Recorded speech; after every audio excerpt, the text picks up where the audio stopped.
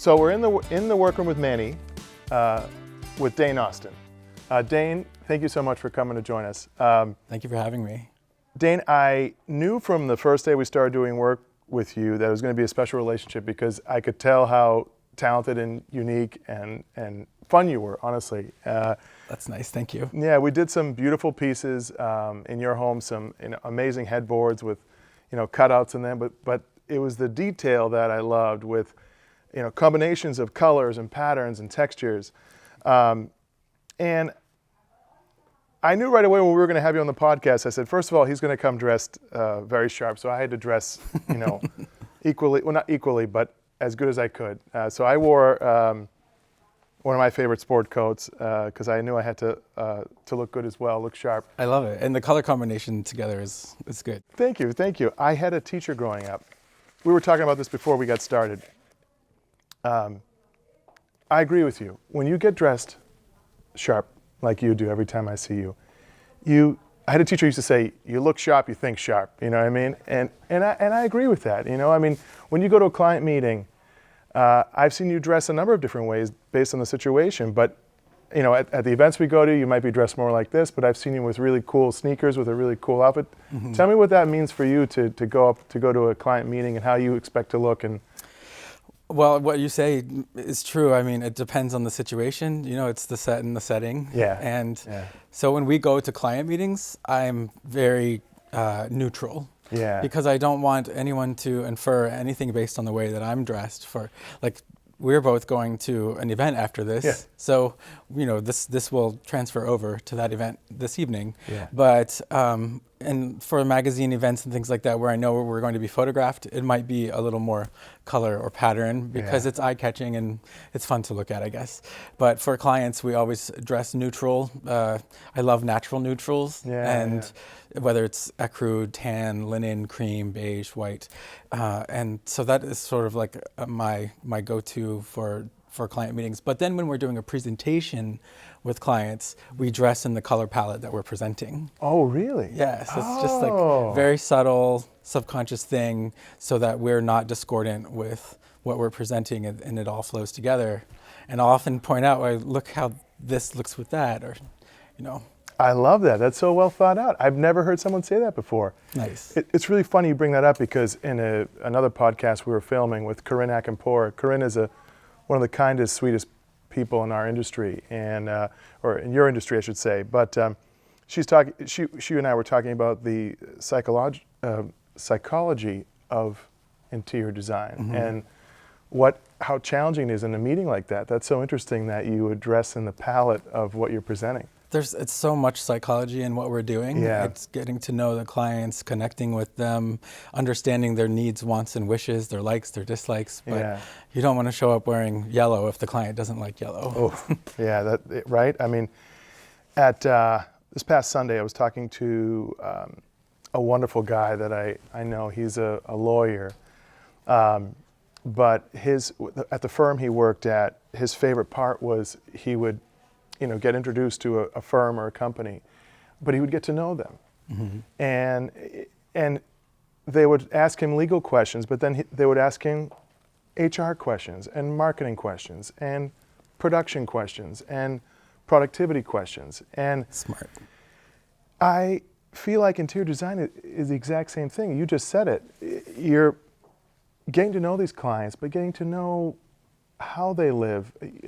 I read something in the questions and guidelines that we had for today with you about living with well-being in mind. Is that correct? Did I say that right? One of our taglines is inspired interiors for living well. Inspired interiors for living well. Okay. And we create safe and comfortable and happy environments in which to thrive. Yeah. Tell me more about that because I love that. It hits on so many things that I could see it. When I go into one of your projects, you can sense that. You can feel it. Do you mind telling us more about that? Well, I think what you were saying about your attorney friend, it really starts there because we have a very thorough lifestyle questionnaire and we're extracting out of the clients what it is that they hope to see in their homes or the lifestyle that they envision for themselves. Yeah. And every person's definition of quality and beauty and comfort is different. Yeah. So I'd like to know what those things are and to understand your favorite place to vacation and why, your favorite restaurant, what it is you like about the restaurant. Is it the service? Is it the ambiance? Is it the decor? Is it the food? And I want to know your favorite hotels, for example. Yeah. And what do you like about those hotels? And what do you like about the service or the comfort level? And it's really an opportunity to just get to know the client. So we have a very thorough lifestyle questionnaire. If I told you it was 27 pages, you might think it's crazy, but it really only takes about an hour to an hour and a half to go through. Yeah. And so getting to know your client doesn't have to be weeks-long sit-down sessions. It's also, we want to be efficient and effective as well. Yeah. And some people are willing to share a lot, and some people are a little more reserved. And so we have that questionnaire for people who don't really want to talk about their feelings or emotions. But then we also have the opportunity to sit down and go through some of the questions to give people more of a chance to elaborate. We want to cater to people who are left brain thinkers, systematic, pragmatic puzzle solvers, Right. but also the right brain creatives with their head in the clouds, or big picture thinkers. Yeah. So, Dan, I love that. That's so interesting. So you go right at it with the. So when you meet with them for the first time, or in the introductory meetings, you present them with that questionnaire to kind of get to know them. Yes, it's part of our initial design consultation. Yeah.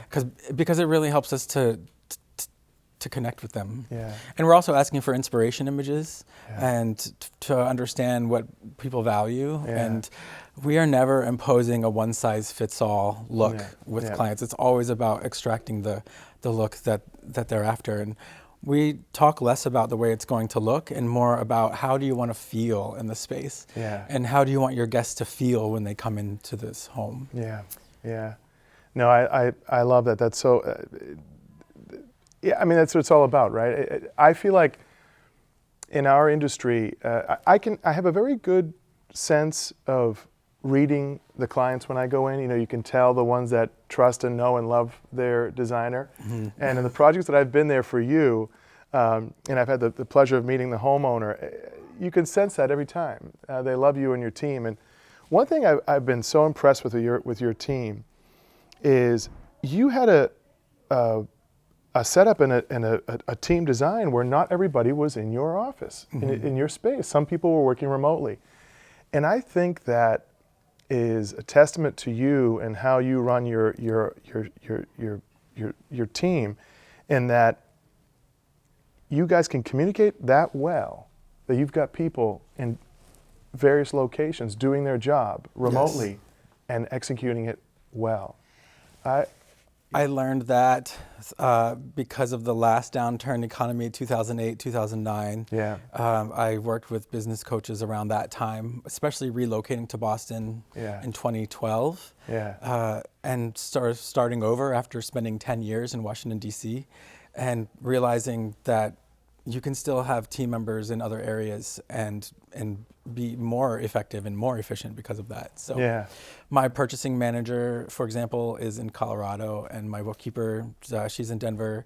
I love that. My concierge currently, she's the wife of someone in the military, and they currently are in Kentucky. I have a website person in New York and someone who does drafting for us. It's great to have the ability to scale up and scale down as well. We only take a handful of projects a year, and I don't want to overwhelm my team. I want us to all enjoy the process. I want the clients to enjoy the process. I want to feel like I'm doing a really great job for just a few people instead of an okay job for a lot of people. And so I think like the ability to scale up and scale down as needed, to bring on other designers. We've had, I think, 4 different designers who've come in or out depending on the scale and scope and size of our projects during any given time. And then when those projects wrap up, then they might go on their way until the next one comes along. So I love that. That's tremendous, because as a fellow business owner, I feel like I need to touch and see and be next to everybody, you know what I mean? But good for you for being able to do that from a remote location and do it so well. I've always felt, before I knew everybody was all over, I thought everybody was in your office. I had no idea, because that's the way my simple small mind thinks. Well, you know? think about how much we communicate with your whole team. Oh, yeah. And the Yeah. and all the various trades, but Yeah. very few times is it in person. Yeah, you're right. You're if right. you're not communicating effectively through your systems and processes and the programming that you use and the way that you're doing your requests for quote or Yeah. putting your proposals together or your purchase orders, it's all done through email. Yeah. So Yeah. even interoffice is, so much of the interoffice work is done through computer programs and through email. So Yeah. our creative team is mostly central to Boston area. Right. And there's 3 or 4 of us that will get together on a regular basis Yeah. as needed. So Yeah. I don't know. I like being able to work that way, but we still do activities so that we can bond and be close together. So, for example, we just had a holiday Zoom party. I love it. So Yeah. we all have our fun, playful hats for the holidays, and we do Secret Santa. And we use an online application. So each person gets assigned one person to purchase for, and then we mail it to that person. Okay. And they don't know who it's from until, we tell people don't look at the return address. But if they're smart, they'll just put our studio address as the return address. So. Oh, I love that. But we're doing those kinds of activities regularly, or we'll have retreats as well. Yeah. We've done retreats. When we celebrated 10 years 2 years ago, and the whole team came into town, and we put them up in an Airbnb on the same street where I live. And we had 3 or 4 days of outings, activities. We did tours of the city. We went on the Charles River on a boat cruise. We had really big dinner. We threw a huge party with catering, bartenders, musicians. I love that. Just had a blast. And so that gave all of us the opportunities to get together and bond. Yeah, I love that. No, that's great. Dane, I've seen you've done work up and down the East Coast. I mean, all over. I mean, you were telling me recently about another project that was, tell me about working on projects not in Boston, out of town. Yes. Yeah. Well, I love to get our work published. Yeah. Because it's fun to show and share what we're doing.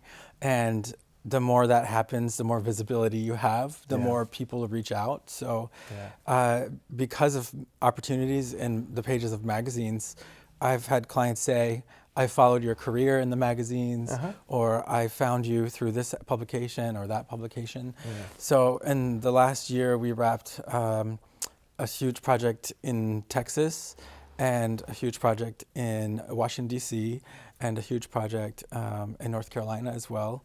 And we've done a couple projects here in west of the city, Dover, Sudbury. Yeah. So I love working all over the country, and it makes us more efficient and more effective. Yeah. And it's really a testament to the team and the organization that we have and the good communication. But I think so much of that comes down to our process. Yeah. So we have this tried and true 15-step process that we follow from concept to creation. And it's really thorough, and we're more thought of, I think, as like the trusted advisors and design guides to lead the client through every step of the way, so that they always know where they are in the process. And putting that into place many years ago has really helped us to have ease when we are working nationally and in multiple locations at the same time. Yeah, I love that, Dane. That's such a great idea. Thank you. Is that something you had from the beginning, or that's something you kind of built up and started using along the way? So after moving here in 2012, I really was starting over in a brand new place without referral partners and friends and family and the network of people who might be normally referring clients to us, past clients as well. And so I ended up hiring a business coach to figure out, how do I start all over in a brand new city and to do this effectively and efficiently. And she's the one that helped me realize you don't have to have every staff member as a salaried employee. They can be 1099. They can have other projects. So our purchasing manager, for example, works with a couple of different design firms doing all the procurement.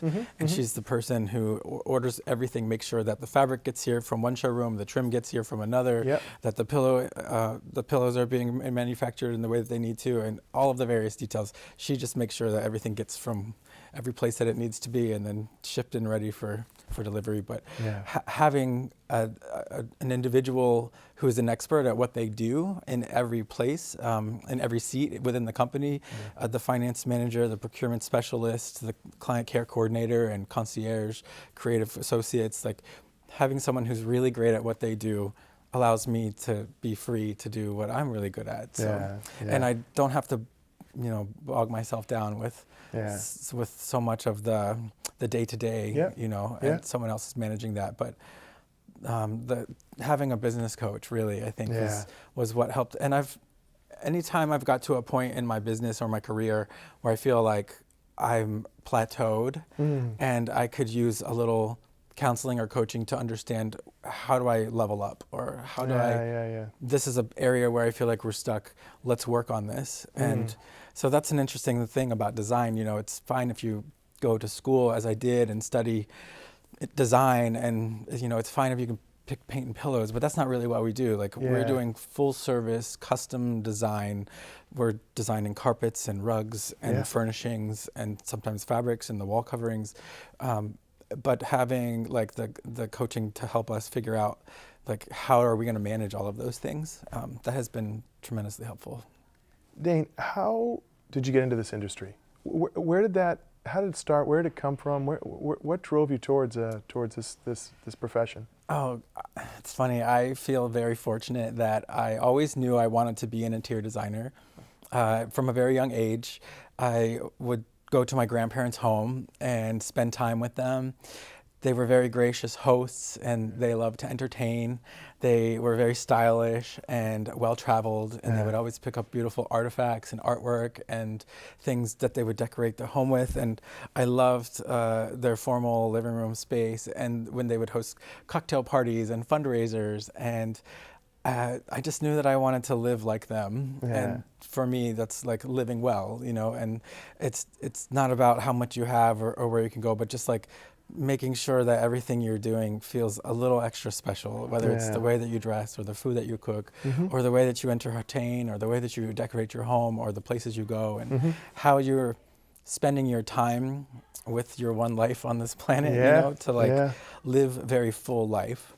So when I was in middle school or high school, I would study, and when they would send you to the library to research a career, interior design was literally what I was looking up. Like before HGTV and TLC and all of those shows came out, I knew that this is what I wanted to do. And what appealed to me was the fact that I wanted a career where I was always meeting new people, never doing the same thing twice. I get to travel, make a decent living, helping people to live a better life, and just to be creative every day. And I get to do that, and it's a really special, fortunate thing. So I love that. I know exactly what you're saying, because I had a corporate job before I came back to the family business, and I felt it felt terrible because it was the same thing every day, trapped at a desk. I drive 30,000 miles every year. My gosh. Measuring various projects, a little too much driving, but I love it. I go and I see beauty every day. A lot of times I'm in the construction phase, but to see it finished, that's what I wanted to ask you next. It must be, when I see, in our process and procedure, when I see the finished work, so the installers are required to take photos of the finished work, photos of where they left the remotes, photos of before and after, and when you see it, it feels really good. I imagine when you go through your process with your clients, and it's 6, 9 months, a year, 18 months, 2 years, 3 years, to see it finished must be quite the feeling, to put in that many labor hours and then see it done. it is the most rewarding part of Yeah. the job is when we have that grand reveal, that Yeah. install. You know, you're doing the wall coverings and the window treatments and the carpets and rugs and things on the stairs and such.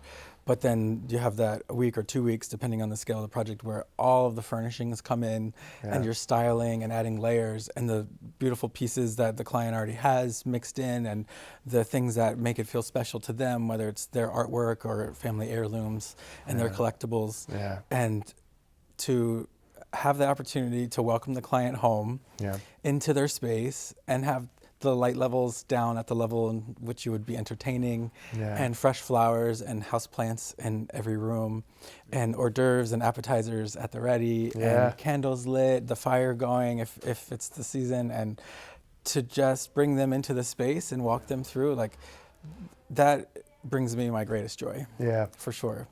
It's that moment when you get to see all of your ideas come to fruition, and then their joy as they walk into the house and realize, like, this is ours. And they almost always say, I can't believe I live here. Yeah. I can't believe this is my home. Yeah. And I think because of the way that we collaborate with clients, or the way that the process that we have with them is so collaborative, they inevitably, they always say, like, this is so me. Yeah. Yeah. Yeah. And I never want someone to say, my designer made me pick this. And if somebody has an item or two that they're really like, I liked that before, but I'm not quite sure, then fine, we'll take it back. Yeah. We want everyone to finish, we want to finish strong. They say, Yeah. it's not about how you start, it's about how you finish. Yes. Yes. Yes. But that's definitely the most sort of rewarding part, because up until then, I'm literally just selling an idea. I'm Yeah. selling ideas. People are signing off on it and giving you money, and they don't see where that money is being spent or used or how it's being used or any payoff from it. Yeah. Sell till 6 months, a year, 16 months, 2 years. Yeah. So I do little teasers along the way too. So if we have a custom rug being created in Nepal, for example, I always ask for a video, and they can see the pattern and the colors that we picked out together in this monstrous, 15 by 20 rug or something. I love it. And so they see that there's, what the idea he sold me on is actually being created, and that is mine, and it's one of a kind. I love that. I love that, Dane. That's so smart. So smart, because it gives them a little taste, a little tease of what's coming, all the good stuff. But yeah, that's... Or if something's being custom made, like I love that sometimes you all will send a photo. And we can say, remember those beautiful window treatments that we picked out a year ago? Like here, this is what, so they can see again, like that the money's being spent on the things that, that we picked out together. But I had one design firm that has been working with my family since I was in college, and they always called it install day showtime. Showtime. It's these a Broadway production is so much work, months and months and months of work, just like your projects are. And when the curtains open, it's showtime. It's everything's coming together. And I love that you have food and everything, and candles. I love that. It brings it together.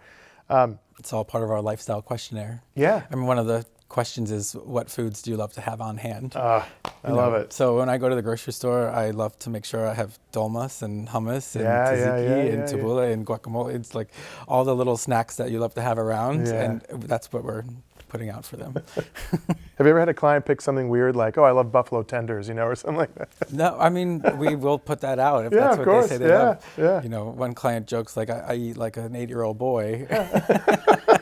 It's peanut butter and jelly, and well, if it's chicken fingers, buffalo chicken fingers. Yeah. I know, I love that.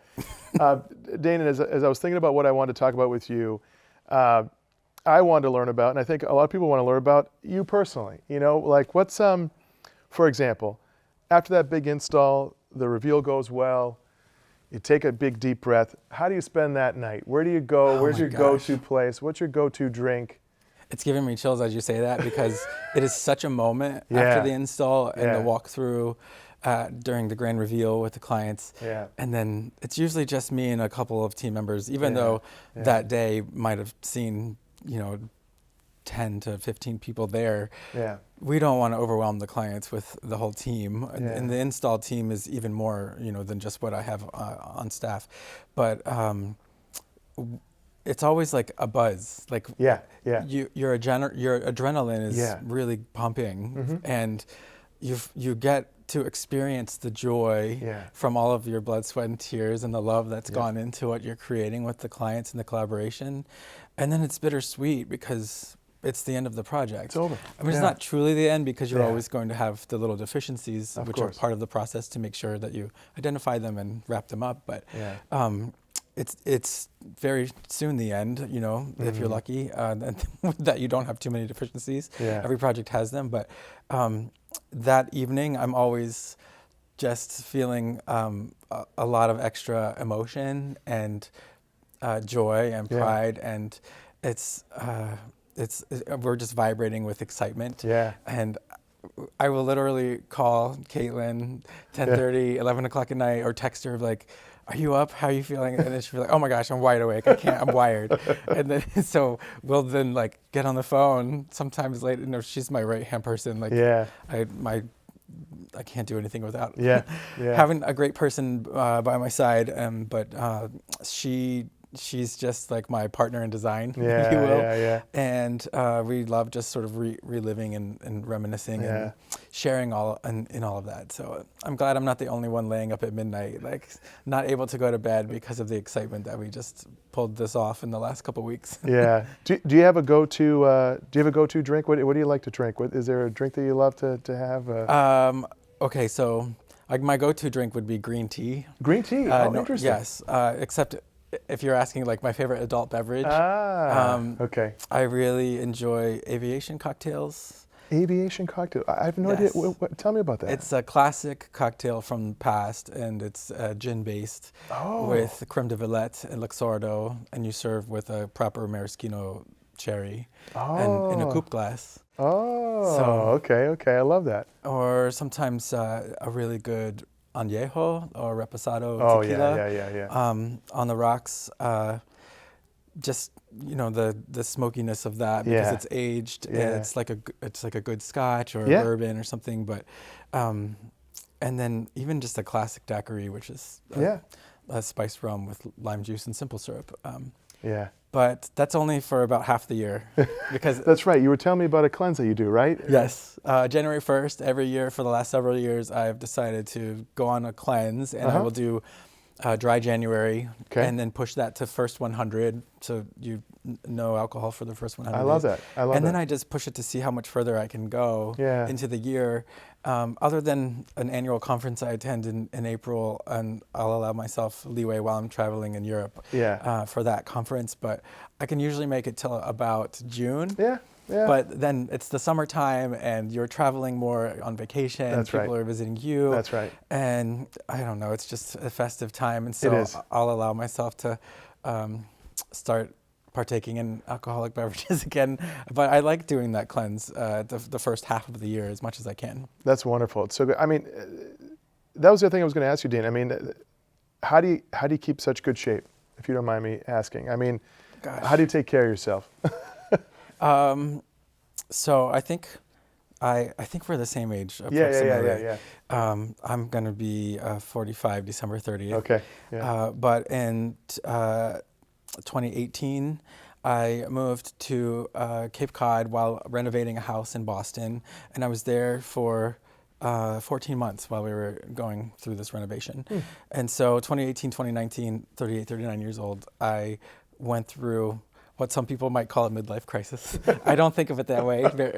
I think of it more as a midlife awakening or a spiritual awakening, of which I think most people have a few in their lifetimes. And it just made me more aware, you know, of how much time we have left up here on Earth and how precious the time is. But being on Cape Cod for that extended period of time, I think it's such a special place. I love the trails and the beaches and the opportunities for biking. I was going hiking, taking my dogs to the beach. I bought a bicycle down there that I could use. And I was just really connecting more with nature. And I started reading Eckhart Tolle, Brene Brown, and Tara Brach, and all of this just made me realize like the importance of taking much better care of myself. I was going to yoga 3 days a week. I started acupuncture, regular massage therapy. Yeah. I hired a trainer. And then when we moved back into my home, it was actually the week before the holidays, and then 3 months later, COVID hit in 2020. Yeah. And so I was like, I have to figure out how I can continue to have those health and wellness opportunities that I had on the Cape. Yeah. And I was able to sort of create a home gym in my space. And I found a trainer referred from another design friend who would come to the house and work out with me. And then the yoga instructor that I worked with on the Cape 3 days a week, he agreed to do yoga online. So we started doing yoga on Mondays and Fridays to start the week and to end the week with the team. I love that. And I've done that the last 3 or 4 years in the winter months. But then in the last couple of years, I was able to find a really great boutique a gym to work out in. And I started doing personal training outside of the house and going to Pilates classes. Oh, nice. Bar, boot camp. And I still am able to work out at home. So I've just really focused a lot more attention on my health and wellness and taking care of my body, because I always want to be able to touch my toes, no matter what age. And I want to be lean and flexible. And, you know, I sometimes will come back and confess my sins to my trainer after traveling. And he's like, you know, you always do that. You're always confessing your sins to me. Like, oh, I ate too late, or I ate too much, or I drank more than normal, or whatever. He's like, that's why you do this. This is why you take care of yourselves. This is why you're working out, so that you can actually go out and enjoy your life. And so you don't have to feel guilty that you went on a week-long vacation or 2-week-long vacation and didn't work out as much or didn't eat as well as you could have. So I totally hear you. I've been working with a trainer now for a year. I see him 4 days a week. That's amazing. Good for you. It's great. I feel like I have to do it, Dane, you know, because if you don't, I agree with you. If you don't take care of yourself, now, unfortunately, I'm the heaviest I've ever been, but you know, I've built some muscle along the way, but you know, I like to see him because it's the right way to start the day. But you're working on it, and 4 days a week is really good. It took me a couple of years to get to the point where I was feeling like if I don't work out, like I'm craving it. Someone told me that I would get to a point where I felt like I had to have it, and that I couldn't go through the day or my week without several. And I'm like, I don't know if I'm ever gonna feel like that. But now I do. It's like I never feel better in my day than after I work out or than after I go to that yoga class. No matter what excuses I might try to make or how tired I am, or if I have other events, I will always try to reschedule for that week or get in a different day or time. So it's great that you're doing it. So like, the longer you stick with it, then the easier it will get, and the better it gets, and the better you'll feel, and then you're going to start craving it. Yeah, no, absolutely. And I do the same thing. I'll go to him and I'll say, hey, Lou, my mom made some Greek cookies, and you know, I couldn't hold back. And he'll say, that's okay. You know, get on the ski machine or get on the treadmill or something. I know you love chocolate brownies. So we've already figured out a way to send you a thank you after this. I do love that. I do love my baked goods. It is the holidays. It is the holidays, you know. But a couple extra workout sessions. Dane, I really thank you for coming on the podcast, and you're a wonderful client of ours, and I look forward to. Tell me about last question. Tell me about 2025. Tell me what you're looking forward to. Tell me, do you have any thoughts or you know, special projects that you're working on? Well, it's interesting because I've now been in my house for 8 years. I mean, it was purchased in 2017, and this summer will be 8 years. Wow. And I've never lived in a home longer than this one, except for my childhood home. I think I was 6 to 16 or 7 to 17. Other than that, this is the longest I've been in any one home, and I'm used to having a project every 3 to 5 years, and I'm getting that 7-year itch for sure. Okay. So I know that it's time to move on and find the next project. Because it helps me feel like I'm growing as well. You never grow more than when you take yourself out of your comfort zone and stretch your wings and try new things. So my own personal project I'm looking forward to. We're looking into where we might expand our studio and office space as well. And we're currently in talks with a couple of amazing project opportunities. 10,000 square foot project Ooh.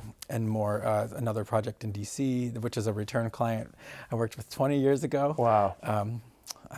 So yeah, we'll definitely have some more great press and just keep growing. I look forward to seeing. I look forward to working on some window treatments with you on those projects Likewise, too. yes. Yeah, Dane. Thanks so much for coming. Yeah. Thank you so much for having me. Okay, thanks.